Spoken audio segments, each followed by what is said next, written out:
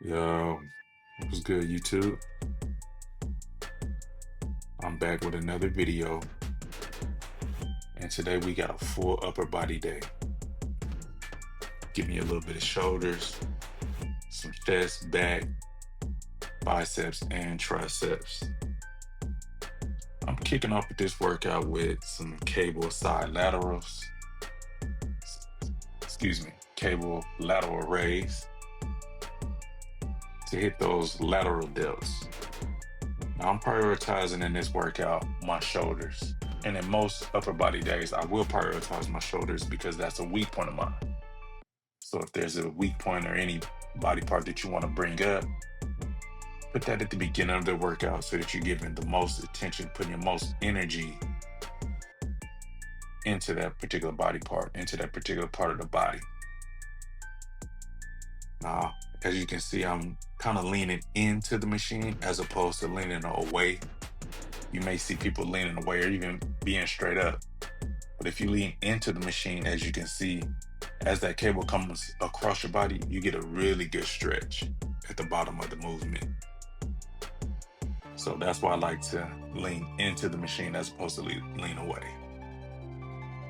Now, even if you have dumbbells, you can perform that same motion if you just lean against, a pole or the wall and get that same stretch at the bottom of the movement with a dumbbell. Next, we have a seated hammer strength shoulder press that is plate loaded. Okay, I like using this machine because it allows me to get my elbows in front of me as opposed to focusing on my elbow path to the side. I get a really good stimulation from this machine.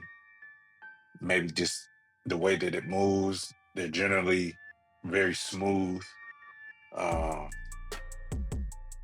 and you can adjust the seat up or down to where you're getting a little bit more of a stretch at the bottom. Like I said, my elbow path is going to be more to the front of me, traveling to the front as opposed to the sides that you can see here. Now I've upped the weight a little bit, added another plate on there, and we're going to take these sets to failure. I wanted to get 2 working sets here, so I didn't go all out on those first couple of sets. And that's what you want, you know. When you're doing your sets, you don't count those first couple of sets, maybe those filler sets or those warm-up sets. The only sets that really matter, the only sets that's really going to get you to grow are the working sets. Those sets you're taking to failure or 1 rep close to failure. Next in this upper body workout, we hit an incline barbell press. Really great exercise for overall chest development. I'm not a power lifter and I've benched a lot of weight before, so I don't do the flat bench. Big reason is it tends to put a little bit of strain on my bicep tendon. For some reason, after a heavy day of bench pressing on the flat bench, it's like this pain is right there between my pec and my shoulder. But for some reason, whenever I do the incline press, I don't have any shoulder issues. I don't have any pain afterwards. So I know how much it helps the upper part of the chest, where you can get some upper chest development doing a flat barbell press, but it won't get you the same stimulation. It won't get you the same development as if you were doing some heavy incline barbell presses. Now, next I went over into a seated cable fly, and I put a foam roller behind me just so I can get a little bit of extra stretch at the bottom of the movement. You know, the stretching portion is very important when you're doing a fly. So I did want to get a little extra range of motion there.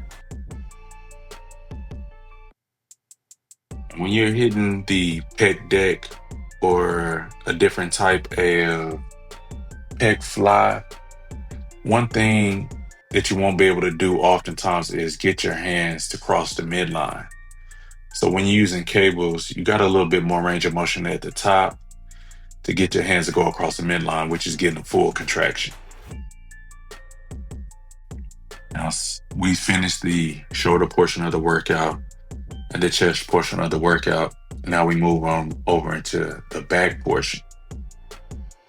Now, the goal here throughout this workout is to get 2 really solid exercises for each muscle group.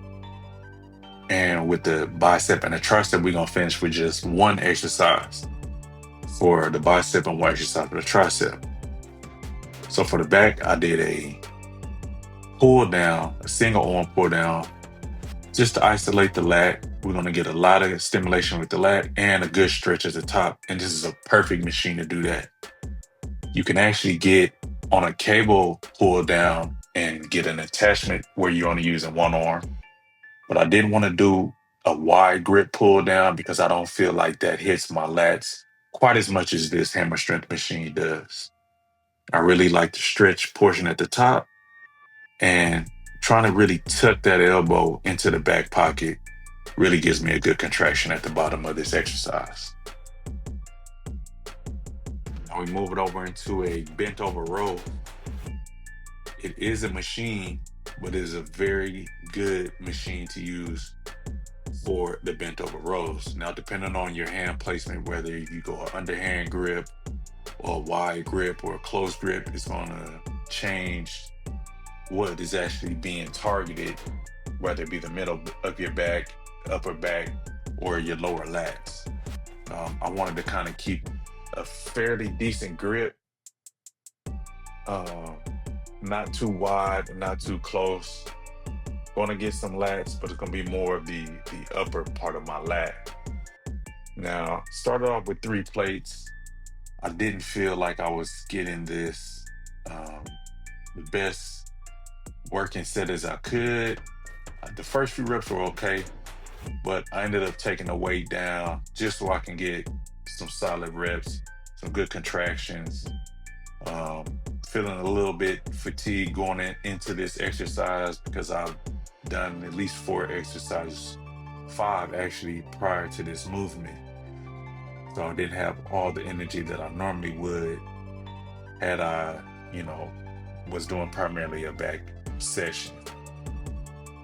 So just finish off getting some good reps here before I move on to the next exercise. The next movement here is going to be for the triceps, the main exercise for the triceps. We're going to do a French press. And like I said, we're only going to do 1 exercise for the triceps and 2 exercises for the other body parts. Those are bigger body parts, so you want to hit a couple of different angles for those. Now with this workout split this training split that I'm doing right now, it's going to be a push-pull legs, 1 day off, upper body, lower body, then an off day, and you're just going to repeat that cycle. I'm getting really good volume on my other days. I'm hitting arms on my push day and my pull day. So I'm really getting 2 days of triceps, 2 days of biceps.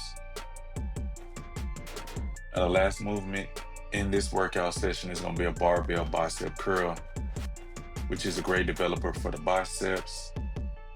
You're able to load it up pretty heavy.